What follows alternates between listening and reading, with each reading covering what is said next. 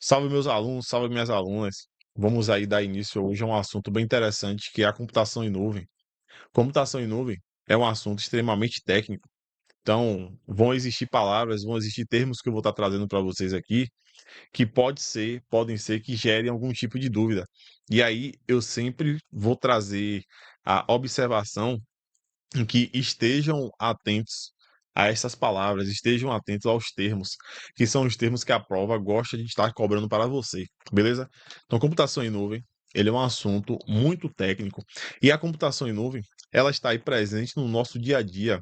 Se você gosta de assistir filme aí na Netflix, você está usando o serviço de nuvem. Se você gosta aí de armazenar seus dados na nuvem, por exemplo, né, Google Drive, iCloud, você está utilizando aí também de um serviço de computação em nuvem.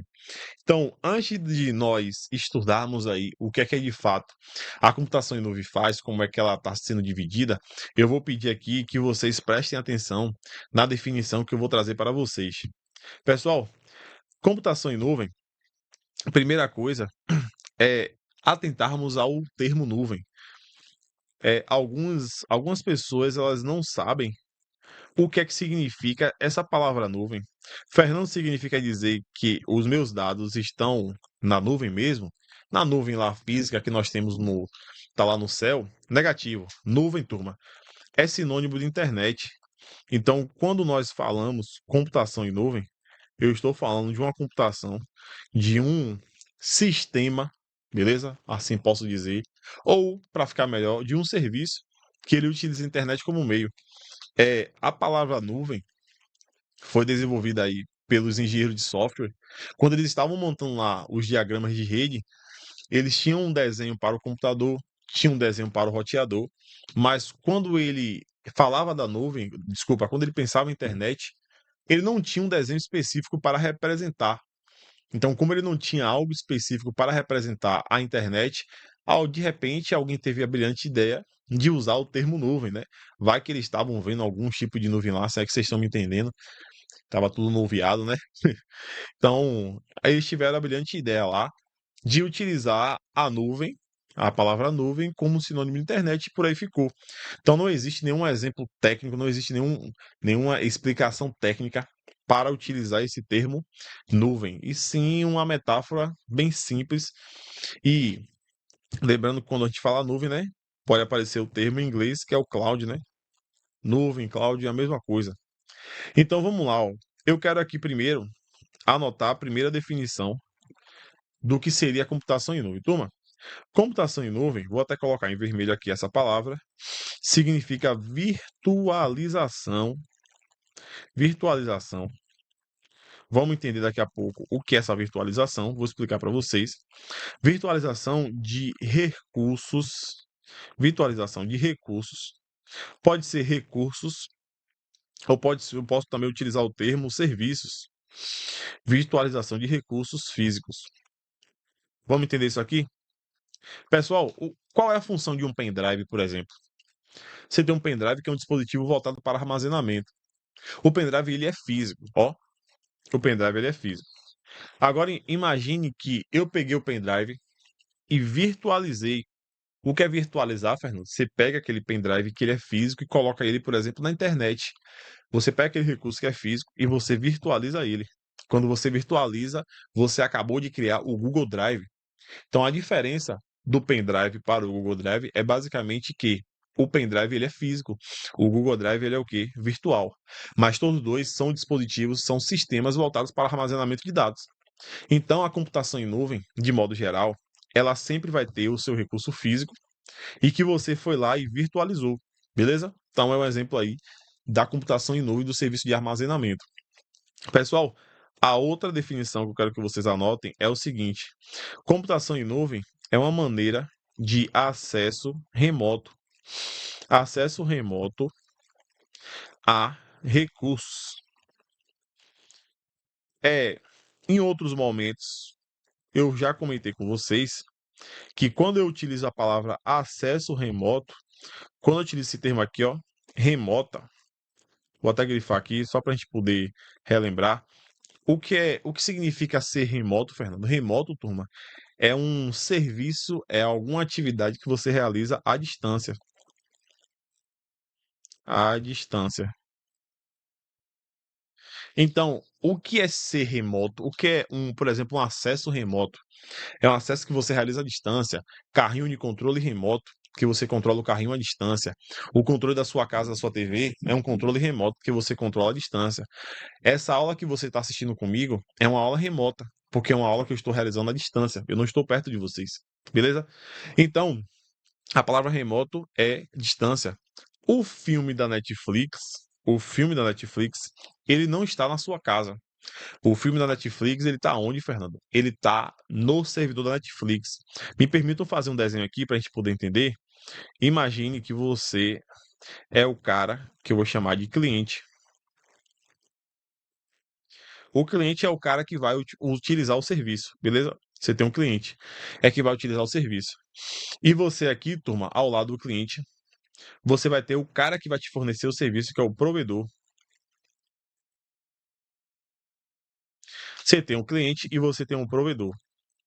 Pessoal, o cliente aqui seria eu. O provedor aqui seria a Netflix. O filme da Netflix, ele não tá na minha casa, ela não tá no meu computador. Então, para que eu possa acessar o filme da Netflix, o que é que eu faço? Eu acesso, ó, o que aí, Fernando? A nuvem, exatamente. Eu acesso a internet. Eu acesso a internet. E por meio da internet, ó, eu sou o cliente, eu acesso a internet. E por meio da internet, eu acesso o filme da Netflix, que está no provedor da nuvem. Tá no provedor da Netflix, beleza? Lá no servidor da Netflix. Então, eu, da minha casa, estou acessando um serviço, ó, à distância. Então, eu estou utilizando um acesso remoto a esses recursos, beleza? Outra coisa que eu quero que vocês anotem: nuvem, ela não precisa de instalação. Vamos colocar aqui, ó. Não precisa, não precisa instalar. Não precisa instalar. Serviço de nuvem não requer instalação, beleza? A gente vai ver daqui a pouco, tem um cara que chama Microsoft 365, que é aquele pacote Office que vocês conhecem. Só que o pacote Office, que é o Word, PowerPoint, Excel, ele está instalado no seu computador. O Microsoft 365, ele não precisa instalar. Para que você acesse, olha o que você vai fazer. Você é o cliente, acessa a internet, por meio da internet você acessa o provedor da nuvem e você realiza lá o seu acesso à distância, o acesso àqueles recursos. Aqueles programas, Word, PowerPoint, Excel, você vai ter todos lá dentro da internet sem precisar estar fazendo, sem precisar estar aí fazendo, realizando a, a instalação desses programas no seu computador, certo? Então tá aí, turma, a definição de computação em nuvem. Deixa eu só colocar mais uma informação aqui, ó, que a ideia de você criar os serviços de nuvem, ele veio principalmente com um pré-requisito, que era o quê? Redução de custos. Então, quando você cria a nuvem, quando você utiliza serviço de nuvem, a ideia é que esse serviço ele seja mais barato. Não faz sentido você utilizar um serviço de nuvem que ele seja mais caro do que um serviço físico. Beleza? Serviço de nuvem, turma, ele foi criado principalmente para ser mais barato. Aí fica a observação para vocês aí, que não faz sentido você ter um serviço de nuvem que ele seja um serviço caro, certo?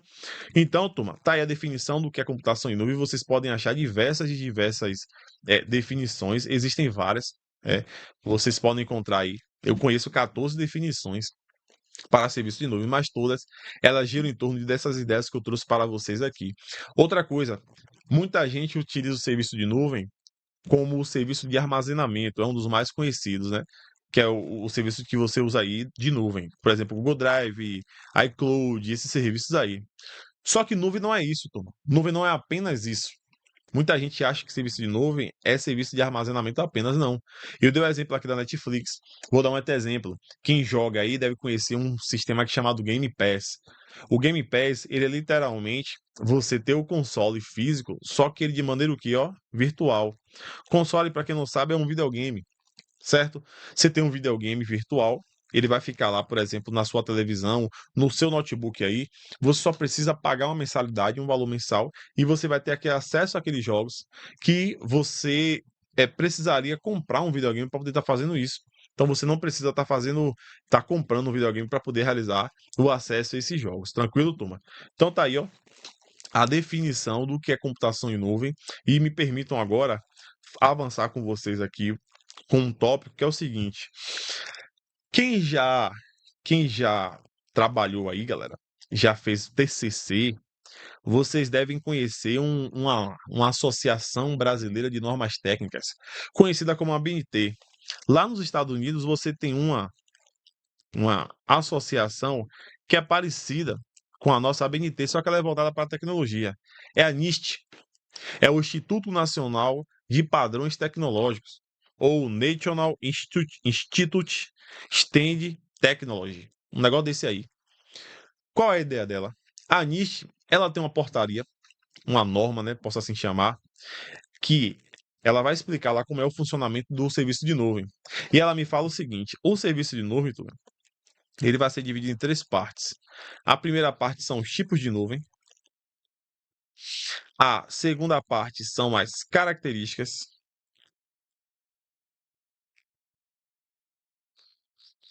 Serviço de nuvem é dividido em tipos, características. E a última parte são as formas de implementação. O que é isso, Fernando? Implementação é a maneira que você vai criar a nuvem. Então, a NIST ela definiu isso aí, ó. Tipos, características e implementação. Por que eu estou falando isso? Porque você tem que gravar esse número aqui, ó. Tipos serão 3 tipos básicos. Características, nós teremos 5 características básicas. E implementação, nós teremos 4 formas de implementação. Vale aqui uma observação. Isso aqui é o que a NIST está falando, certo? A NIST está falando aí sobre as formas a forma de maneira normativa, né? Uma maneira mais normatizada aí. Só que você pode encontrar questões que eles tragam fora dos 3 tipos, um outro quarto tipo, um quinto tipo, e tá tudo certo, turma. Mas só que você tem que lembrar que os tipos de nuvem, os básicos serão 3 que a gente vai estudar daqui a pouco. Mas dentro desses 3, vocês podem aí estar derivando outros e não tem problema nenhum. O que eu quero que vocês gravem é que a NIST, que é o responsável por padronizar tudo isso aí, né, de forma mundial, lógico que é os Estados Unidos que faz isso, a gente acaba até seguindo por padrão. Eu quero que vocês gravem que ela que definiu isso, tranquilo? Mas se aparecer outros, não quer dizer que não esteja errado. Por exemplo, características. Vocês vão encontrar questões aí que traz outros tipos de características, além das 5 aqui. Vai estar referendo? Lógico que não. Lógico que não. Beleza? Pessoal, vou passar o slide aqui, ó, que eu quero mostrar para vocês aqui, que é basicamente o que eu acabei de falar. Tá aqui as características essenciais, ó, as 5 características, o nome de cada uma, os modelos, que no caso seriam os tipos de nuvem, tá aí o nome de cada uma. Deixa eu dar só um zoom aqui, ó. Tá o nome de cada uma aí, ó. É a SAS, a PaaS e a IaaS. E você tem o modelo de desenvolvimento ou as formas de implementação, nuvem pública, privada, híbrida e comunitária. Vamos começar agora a falar, quero que me permitam falar aqui sobre o tipo de nuvem. Pessoal, me permitam aqui fazer uma pirâmide e vocês vão entender o que é que essa pirâmide ela vai trazer de informação. Deixa eu desenhar aqui melhor, que essa daí ficou meio torta. Pronto. Pessoal, na pirâmide eu vou fazer o seguinte desenho. Eu vou colocar aqui embaixo, ó, vou dividir ela em 3 partes. Aqui nós colocaremos no topo nós colocaremos aqui o modelo de serviço SaaS, no meio o PaaS e embaixo a IaaS. PaaS, SaaS e IaaS. E aqui eu vou colocar o seguinte, ó, uma escala. Essa escala aqui, pessoal, essa escala daqui, ó, ela vai estar dividida assim, ó, entre menor aqui em cima e aqui embaixo eu vou colocar maior. O que é isso, Fernando? Menor e maior. Aqui, turma, nós vamos escrever aqui que aqui eu falo sobre controle do usuário. Controle do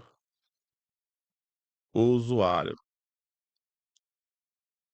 De antemão, partindo dessa premissa, vocês já estão vendo que menor controle do usuário, nós temos a nuvem SaaS. Maior controle do usuário, nós teremos a nuvem IaaS.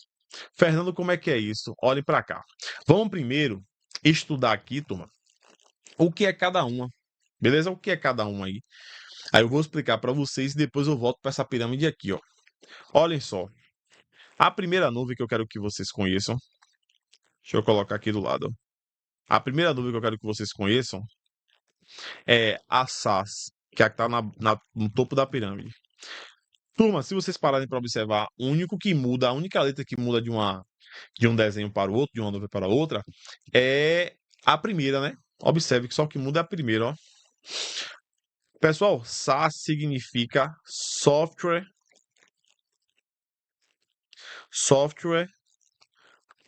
como serviço. Software como serviço. Esse A aqui, ó, turma. Esse como serviço é esse A que significa a service. Então esse S aqui, esse S ele vem do software. Ele vem do software como serviço. Show? Ele vem do software como serviço. O que é esse software como serviço, turma? É literalmente você contratar um software, você comprar a licença de um software para usar, beleza? Então, esse SaaS aqui, vamos anotar, é a contratação. O SaaS, ele é a contratação de software. Contratação de software como serviço. Software é programa, né? Software é um programa.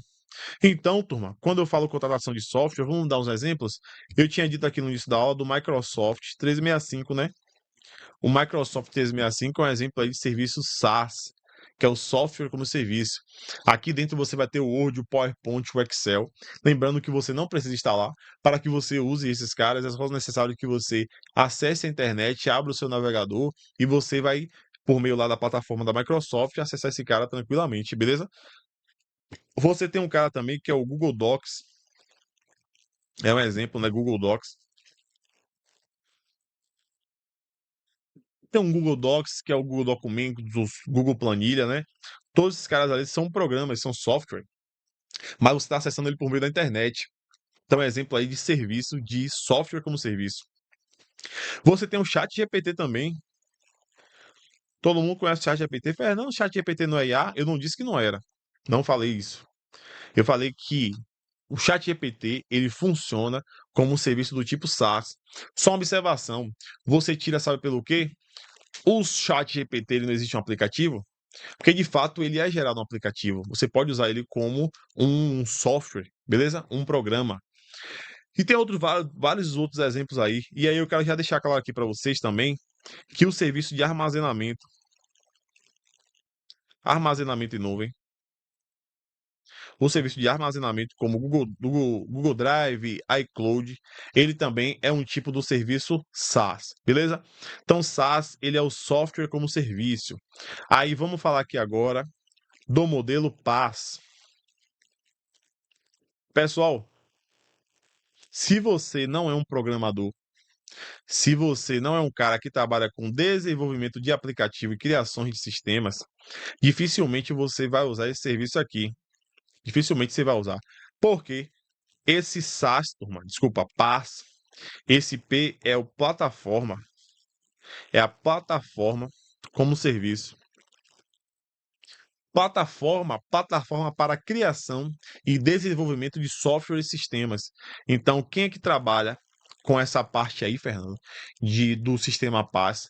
PaaS, turma, é só o cara que é desenvolvedor, é o criador, é o desenvolvedor. Nós que utilizamos o aplicativo pronto, nós somos usuários finais. O cara que cria, ele é o desenvolvedor, ele é o programador. Então, aqui, turma, é a plataforma, é o para desenvolvimento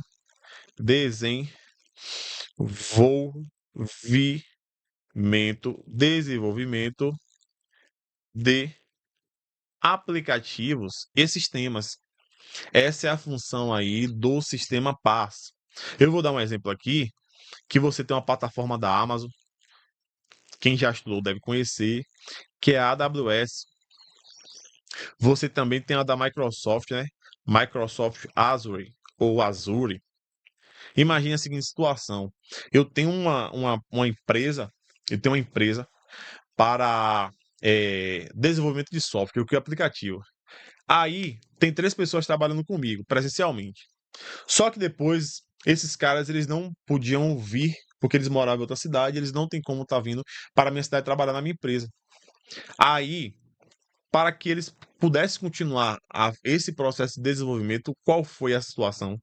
Eu contratei, ó, uma plataforma, a AWS, a Azure, onde esses caras eles entram naquela plataforma e aqueles serviços que eles fariam presencialmente na minha empresa, eles vão fazer lá de maneira remota. E tá tudo certo. Eles vão chegar nessa plataforma lá dentro, que vão criar os aplicativos, e aí eles vão disponibilizar para teste, né? Lá dentro também faz teste de aplicativo, e depois o aplicativo vai estar rodando aí. Então essa é a função aí da paz. Se você não é um programador, você não trabalha com criação de aplicativo, a gente não usa isso aí. Se você só trabalha com o aplicativo já pronto, você é o usuário final. Essa plataforma não é para o usuário final. E você tem aqui, turma, o último modelo, que é o modelo IaaS. Esse aqui, turma, ele vem de infraestrutura. Infra, infraestrutura. Ele vem da infraestrutura. Pessoal, infraestrutura, você vai pensar em 2 palavras: software, software e hardware. Software e hardware. Então, o IaaS é literalmente contratação de software e hardware. Ou seja, você contrata uma máquina virtual, máquinas virtuais. Contratação de software e hardware ou de máquinas virtuais. Essa é a função do IaaS. Imagine que você quer contratar um computador. Fernando, eu quero contratar um computador. Só que eu sou gamer. Gamer não, trabalho com desenvolvimento de imagens. Sei lá, sou designer. E aí, nesse meu trabalho, meu computador ele tem que ser um computador top. E aí, na hora que eu fui montar, eu achei ele caro. Aí, o que é que eu vou fazer? Entro em contato com um provedor de nuvem, ele me disponibiliza um computador, eu vou montar o computador do jeitinho que eu quero, sistema operacional, memória RAM, processador, tudo direitinho. E aí depois desse computador, lá eu vou pagar um valor mensal e aí eu vou estar tendo acesso a esse sistema. Então aí seria um exemplo do IaaS. Pessoal, acabei de falar aqui com vocês os 3 modelos e aí me permitam agora voltar para essa pirâmide. Olha só, quem está na base aqui, ele tem um menor controle que é o SaaS. Se você parar para ver, que é o software, a única coisa que você consegue fazer no sistema SaaS é o que é usar o aplicativo. Você não consegue fazer alterações. Agora aqui no IaaS eu falei que eu tenho um maior controle do usuário, porque eu vou contratar uma máquina. A máquina eu vou escolher o sistema operacional, memória, processador, tudo direitinho. Então eu consigo gerenciar quase tudo. Nunca é tudo, mas é quase tudo. Beleza? O SaaS ele é mais restrito, o IaaS ele é mais amplo. Você consegue fazer essa, essa, essas definições, essas alterações de maneira mais significativa. E o PaaS ele está no meio termo. Beleza? O PaaS ele está no meio termo. Aí aqui, ó, eu trouxe uma imagem para vocês, que é para vocês verem aqui como é mais ou menos a ideia que eu falei ali agora da questão do controle. Por exemplo, ó, tá aqui o IaaS, o PaaS e o SaaS. O que está em azul é o que o usuário controla. O que está em laranja é o que o provedor de nuvem controla. Então, por exemplo, no SaaS, o que é que o usuário controla? Praticamente nada. Tudo aqui é a própria Microsoft, tá vendo? Que no caso é o provedor de nuvem, só faz usar o aplicativo. Então, a aplicação, dados, runtime, que é o tempo de uso. Tudo isso aqui é a provedora de nuvem que controla. Enquanto aqui, ó, turma, no IaaS, ó, aplicação, dados, runtime, sistema operacional, middleware. Tudo isso aí, turma, é o usuário que controla. Agora, a virtualização, os servidores, armazenamento e a rede é de responsabilidade aí da empresa. Tranquilo? Então tá aí uma explicação mais prática para vocês entenderem. E partindo disso aqui, vamos fazer umas questões para vermos aí como é que esse assunto é cobrado. Qual a melhor definição sobre cloud computing? Tecnologia ultrapassada? Lógico que não, né? Substituído por soluções mais modernas, lógico que isso aqui está falso. Formas de acesso à computação, armazenamento e recursos de rede hospedados em servidores remotos pela internet é o nosso gabarito aqui, ó. Até porque a gente viu que é uma maneira de você acessar remotamente esses recursos, né? É realizar um acesso remoto a recursos. Letra C é uma solução que funciona apenas em computadores de hardware de alto desempenho.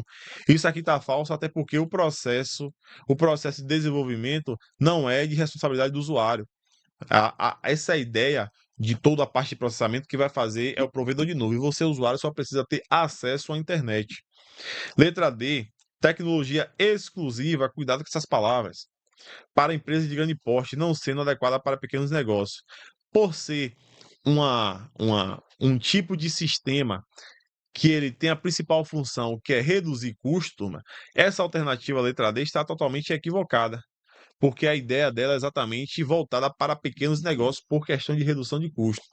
E a letra E não oferece nenhum tipo de segurança em relação aos dados armazenados. Nós sabemos que isso aí está falso, porque quando você bota os dados no Google Drive, é de responsabilidade do Google, da Google, aqueles dados que estão lá. Beleza?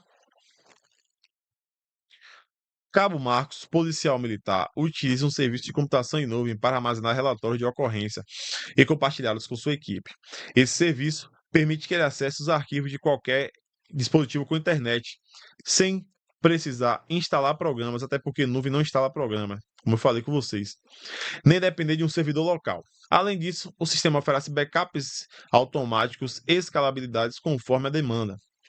Diante desse cenário, assinale a opção que descreve corretamente a principal característica da computação em nuvem utilizada pelo cabo Marlos.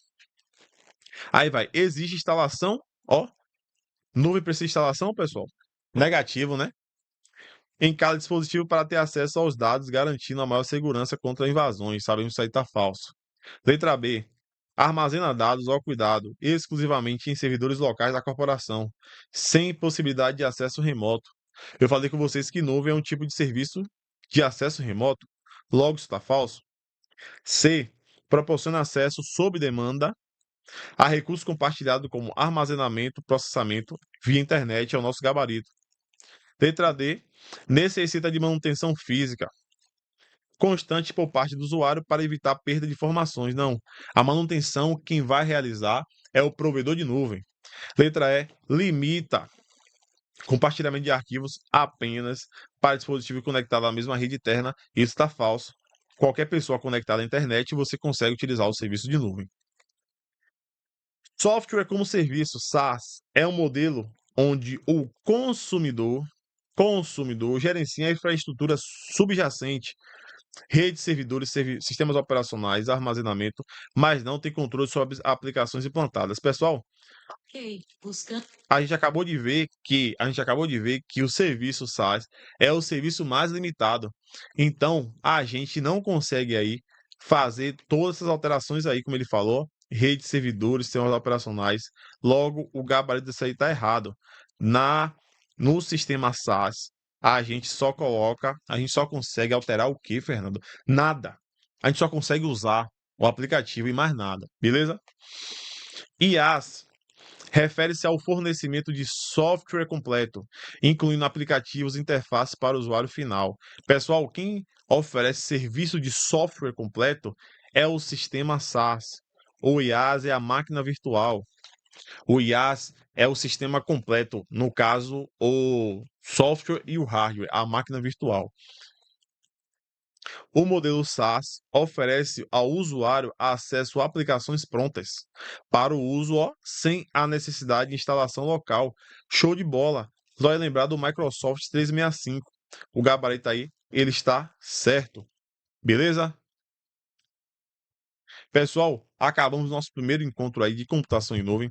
Espero que vocês tenham curtido, espero que vocês tenham gostado. Aguardo vocês aí nas cenas dos próximos capítulos. Valeu? Deus abençoe, tamo junto e até a próxima.